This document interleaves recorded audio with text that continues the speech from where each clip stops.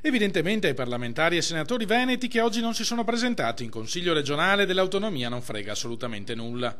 Lo constatiamo con preoccupazione e senso di rabbia. È amaro il commento del capogruppo leghista in regione Nicola Finco alla constatazione che solo 7 parlamentari veneti su 74 hanno partecipato alle audizioni sull'autonomia a Palazzo Ferrofini.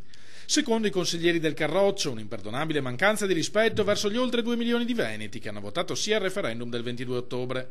Presenti la leghista Erika Stefani, il forzista Marco Marin, i democratici Simonetta Rubinato, Roger De Menech e Michele Mognato, il grillino Federico D'Inca e Bartolomeo Amidei del gruppo misto. I parlamentari nella prossima legislatura avranno una grandissima responsabilità, che è quella di dare seguito a quello che è un forte mandato elettorale che è stato dato dal popolo veneto, ovvero di ottenere l'autonomia. Forse qualcuno con qualche governo abusivo ha ritenuto che l'esercizio democratico non contasse più, invece c'è stato il referendum, i veneti sono espressi, il quesito era molto chiaro, autonomia sì, autonomia no, noi siamo per l'autonomia e come parlamentari di Forza Italia naturalmente supporteremo fortemente questo percorso. Io chiedo alla Regione responsabilità e concretezza, è finita l'era degli slogan, si passi adesso a un'azione concreta in accordo con il governo. Autonomia vuol dire responsabilità, oggi abbiamo una grande possibilità di cambiare dal basso l'ordinamento istituzionale del nostro Paese. Il progetto di legge statale sull'autonomia è stato infine licenziato dalla prima commissione. Stiamo assolutamente mantenendo i tempi,